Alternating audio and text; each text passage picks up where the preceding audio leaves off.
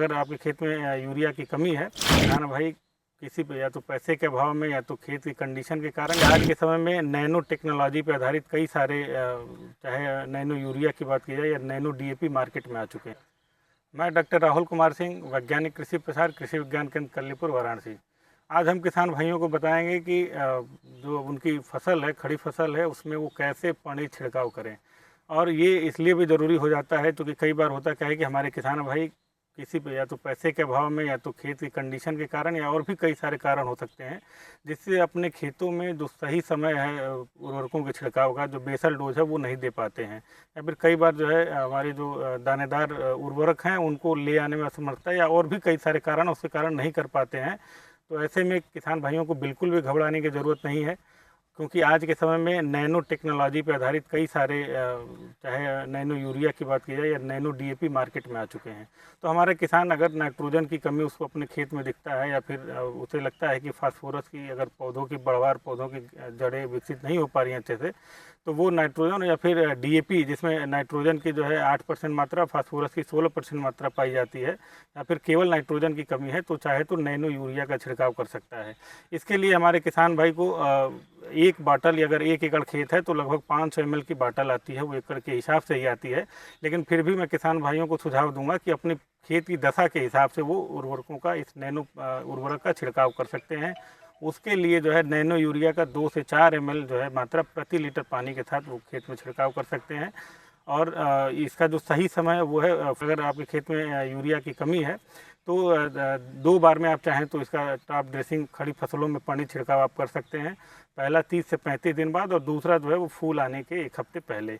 उसी तरह डीएपी में भी आप, हमारे किसान भाई चाहे अगर उसके खेत में लगता है कि उसने नाइट्रोजन की पर्याप्त मात्रा नहीं दिया है और पर्याप्त फास्फोरस वो पूरी मात्रा नहीं डाल पाया है, तो बिल्कुल भी घबराने की ज़रूरत नहीं। वो उसको भी इसी 2 बार में डीएपी की मात्रा का भी छिड़काव कर सकता है। डीएपी भी 500 ml प्रति एकड़ के हिसाब से आती है, तो उसकी भी 2 से 4 ml मात्रा को प्रति लीटर पानी के साथ चाहे तो वो अपने खेत में छिड़काव कर सकता है। एक बात हमारे किसान भाइयों को ध्यान में देना चाहिए कि आप एकड़ में जब भी छिड़काव करें तो कम से कम 150 लीटर पानी के साथ ही आप जो है उर्वरकों का मिला के जो है खेत में अपने छिड़काव करना चाहें।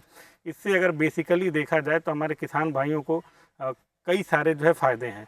पहला फ़ायदा तो ये है कि जो पानी छिड़काव होता है इसमें हमारे जो फर्टिलाइज़र, जो हमारा उर्वरक है, उससे उसकी जो उपयोगिता दक्षता है वो लगभग 80 से 85% तक होती है। अगर आप जो है तुलनात्मक अगर बात करें, जो हमारे जो हम बेसल डोज में अगर यूरिया डालते हैं या डीएपी डालते हैं दानेदार फार्म में, तो उसमें जहाँ 30 से 40% तक ही उपयोग हो पाता है, इसमें 80 से 85% तक उपयोग हो जाता है। दूसरा फ़ायदा ये है कि हमारे पर्यावरण को की सुरक्षा के दृष्टिकोण से बड़ा ही अनुकूल है। तो हमारा जहाँ एक तरफ हमारी मिट्टी भी इससे दूषित होने से बचती है और दूसरा हमारा पर्यावरण बचता है।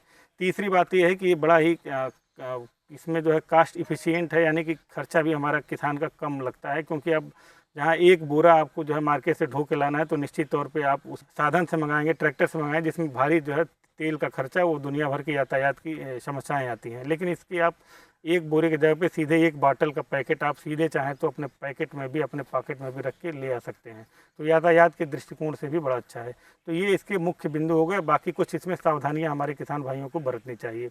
वो सावधानी ये है कि आप पहले ये तय कर लें कि आपके खेत में इस जो है तत्व की, यूरिया की या फास्फोरस की, नाइट्रोजन या फास्फोरस की कमी है, तभी इसका आप छिड़काव करेंगे। ऐसा नहीं है कि आपने बेसल में ही पूरा भरपूर मात्रा डाला हुआ है फिर भी आप देखा देखी ये प्रयोग कर रहे हैं, तो ऐसा बिल्कुल भी ना करें।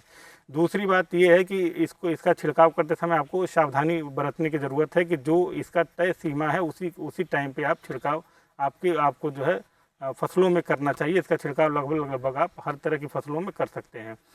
तीसरी और सबसे महत्वपूर्ण बात यह है कि जो भी आप हमारे जो फसलों में नाइट्रोजन या फास्फोरस जो पानी छिड़काव करते हैं, तो आप हमेशा जो है प्रयास करें कि मास्क ज़रूर अपने चेहरे पे लगाएं, और जो है ये प्रयास आपका होना चाहिए कि सुबह या शाम के टाइम पे ही छिड़काव करें, जिससे हमारे कई सारे और प्राकृतिक गतिविधियां हैं वो प्रभावित न होने पाएँ। बहुत बहुत धन्यवाद।